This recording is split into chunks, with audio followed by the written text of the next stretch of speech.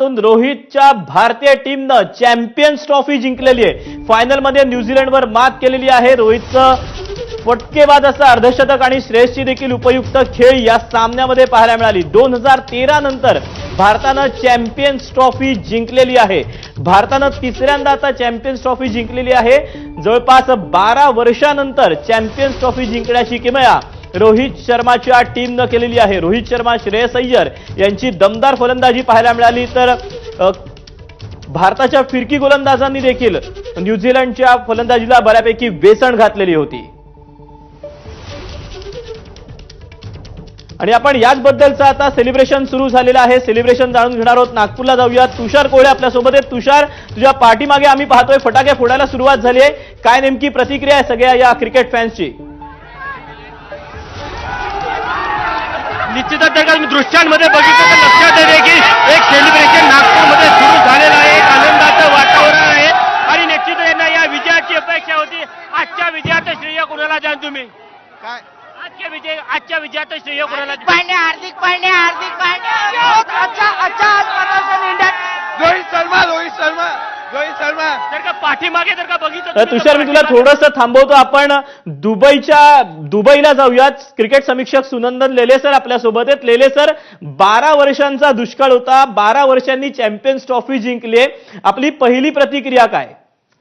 मी एवढंच म्हणेन, मी प्रचंड नशीबवान आहे। 3 वेळा भारतीय संघाने चॅम्पियन्स ट्रॉफी जिंकली। 2002 साली श्रीलंकेत आपण संयुक्त विजेतेपद मिळवलेलं होतं श्रीलंकेबरोबर। दुसऱ्या वेळेला 13 साली, आज हे 25 साली 3 वेळा भारतीय संघाने हे विजेतेपद चॅम्पियन्स ट्रॉफीचं मिळवलेलं आहे। तिन्ही वेळेला पत्रकार म्हणून हजर राहण्याचं नशीब मला लाभलेलं आहे। काय मॅच, रंगतदार 2 संघांमधला सामना। भारतीय संघाने तब्येतीत क्रिकेट खेळून विजेतेपद पटकावलेलं आहे। पण लेले सर, पाहायचं झालं तर तितकाच कडवा प्रतिकार सुद्धा न्यूझीलंड संघाने देखील केला होता, कारण की अगदी शेवटच्या षटकापर्यंत आपल्याला झुंजायला लावलं।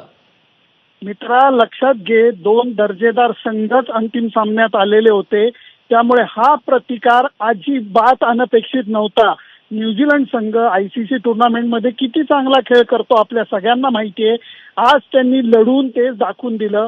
पण एक गोष्ट नक्की सांगतो, सामन्याच्या दोऱ्या भारतीय संघाच्याच हाती होत्या। मात्र लेले सर, मागच्या फायनलमध्ये आपण पाकिस्तानच्या बरोबर हारलेलो होतो, त्यावेळेला सुद्धा मैदानात होतात आणि त्यानंतर आता सुद्धा मैदानात। एक अर्थातच ग्राउंडवरचं वातावरण काय सांगतंय, काय सध्या चित्र पाहायला मिळतंय? त्यावेळेला दुःखाश्रू होते, आज आनंदाश्रू डोळ्यात आहेत। मी एवढंच म्हणेन, त्यावेळेला एक निराशा पसरलेली होती ओव्हल मैदानावरती। आता मी कसा तरी थोडासा बाजूला आलोय, कारण प्रचंड गोंगाट आहे मैदानामध्ये। लोक बेभान होऊन नाचतायत, कारण आज निळा सागर पसरलेला आहे इथं दुबईच्या मैदानावरती। प्रेक्षक प्रचंड मोठ्या संख्येत भारताचेच पाठीराखे आहेत आणि त्यांनीच हे विजेतेपदाचं स्वप्न साकारताना आपल्या संघाला बघितलेलं आहे। त्यामुळे सगळेजण आनंदाने बेभान होऊन नाचतायत। पण लेले सर, टीम इंडियानं ज्या कुठल्या मॅचेस आता खेळलेल्या होत्या चॅम्पियन्स ट्रॉफीच्या, या सगळ्या दुबईच्या मैदानात खेळल्यात, त्यामुळे एकीकडे टीका सुद्धा होती भारतीय संघावर। सोडून द्या, ते लोक नाकं मोरडणारच, काहीतरी उगाच उठली दूषित काढणारच, त्याच्याकडे एक कणभरही लक्ष दिलं नाही पाहिजे।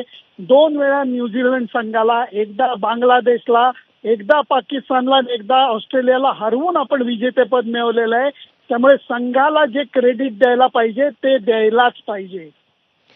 यासोबतच आजच्या सामन्याबद्दल जर बोलायचं झालं तर पहिल्या इनिंगमध्ये आपली फिरकी, त्याचं वर्णन नेमकं कसं कराल? कारण की त्यांनी बऱ्यापैकी छान अशी बॉलिंग तर केलेली होती आणि वेसण देखील घातली होती फलंदाजीला। नुसतं आजच्या सामन्यात नाही रे बाबा, या विजेतेपदाचं मुख्य जे श्रेय आहे ते बॅटिंग एवढंच आपल्या फिरकी गोलंदाजांना आहे। कारण मधल्या षटकामधला खेळ नियंत्रणामध्ये आणण्यासाठी 4ही फिरकी गोलंदाजांनी संपूर्ण स्पर्धेमध्ये उल्लेखनीय कामगिरी केलेली आहे, वेसण घातलेली आहे मोठ्या संघाच्या धावसंख्येला। त्यामुळेच हे विजेतेपदाचं स्वप्न साकारलं गेलंय। त्यासोबतच आपल्या कर्णधाराची इनिंग जी अत्यंत महत्वाची होती, त्याबद्दल काय सांगा? आणि याला जोडूनच देखील एक प्रश्न असा आहे की गेल्या वेळेला T20चा वर्ल्ड कप आणि आता चॅम्पियन्स ट्रॉफी आपण रोहितच्याच नेतृत्वात खेळलो, त्यामुळे त्याच्या नेतृत्वाबद्दल काय सांगाल? हा, त्यांनी नेतृत्व सुरेख केलं आणि नंतर विजेतेपदाकडे वाटचाल करण्यामागे रोहितचीच भूमिका होती। त्यांनी केलेल्या पाऊण शतकी खेळीमुळेच विजय हा सुकर झालेला आहे. कारण सुरुवातीच्या काळामध्ये जेव्हा चेंडू नवीन होता आणि फास्ट बॉलर बॉलिंग करत होते त्यावेळेला जो हल्ला बोल रोहितनी त्याच्या शैलीत केलाय त्याच्यामुळेच तो पाया रचला गेला मला वाटतं विजयी धावसंख्येचा. आणि मधल्या फळीबद्दल जर बोलायचं झालं तर गेल्या काही 2-3 सामन्यामधली आपली मधली फळी देखील आपल्याला तितकीच साथ देते.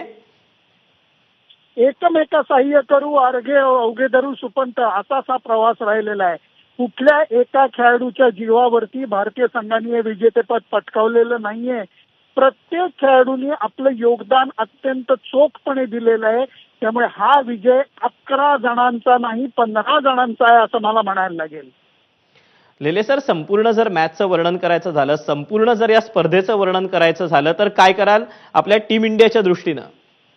सुरुवातीपासून शेवटपर्यंत कामगिरीत सातत्य आणि त्याचबरोबर शांतपणे अडचणीतनं काढलेला मार्ग याच्यामुळेच भारतीय संघाने हे वर्चस्व गाजवलंय असं माझं मत आहे. कारण पहिल्या सामन्यापासून आजच्या शेवटच्या सामन्यापर्यंत प्रत्येक सामन्यामध्ये भारतीय संघाला थोडं झगडायला लागलं पण कधीच सामना भारतीय संघाने आपल्यापासून दूर जाऊन दिला नाही आणि म्हणूनच हे विजेतेपद मिळालंय. म्हणून त्याचा आनंद अभिमान समाधान सगळ्यात जास्त आहे. पण गेल्या वेळेला जे तुम्ही सांगितलेलं होतं की न्यूझीलंडनं भारतामध्ये येऊन भारताला हरवलेलं होतं त्याचा देखील आपण वचपा पूर्ण केलाय. किती जणांचे वचपे किती जणांचे हिशोब मित्र तू काढणार. ऑस्ट्रेलियाचं झालं पाकिस्तानचं झालं नंतर आज न्यूझीलंड. मी तर म्हणेन या सगळ्या गोष्टी मागे ठेवल्या पाहिजेत. प्रत्येक सामना हा त्याचा नवीन असतो. भूतकाळात जास्त आणि भविष्य काळात डोकावून पाहून चालत नाही. फक्त मध्ये जाऊन जो संघ खेळतो तोच विजेतेपद. भारतीय संघाचे हे विजेतेपद धावन बाजूला ठेवून वर्तमान. लेले सर, खरं तर आतापर्यंतच्या सगळ्या चॅम्पियन्स ट्रॉफीला तुम्ही मैदानामध्ये होता. ही चॅम्पियन्स ट्रॉफी किती खास ठरणार आहे तुमच्यासाठी?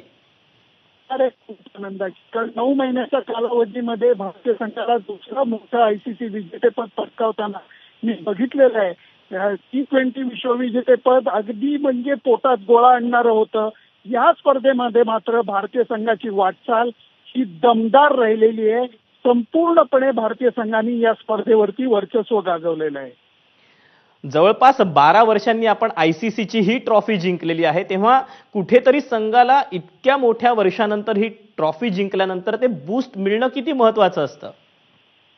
मला वाटतं भारतीय संघाची कामगिरी आपण लक्षात घेतली पाहिजे की फक्त विजेतेपद किती पटकावली ह्याच्यावरनं तुलना केली नाही पाहिजे. कारण 50 ओव्हरच्या वर्ल्ड कप मध्ये सुद्धा आपण साखळी फेरीमध्ये 10च्या 10 संघांना पराभूत केलेलं होतं. अंतिम सामन्यात फक्त आपण हरलेलो होतो. T20 वर्ल्ड कपला आपण ते विजेतेपदाचं स्वप्न साकारलं आणि आज परत चॅम्पियन्स ट्रॉफी आपण दिमाखात जिंकले. त्यामुळे आधी काय झालं आणि कुठं काय राहिलं याच्यापेक्षा कामगिरीतलं सातत्य त्याचं कौतुक व्हायला पाहिजे असं मला वाटतं. कामगिरीबद्दलचं सातत्य ह्याच्याबद्दल बोलायचं झालं तर वरुण चक्रवर्ती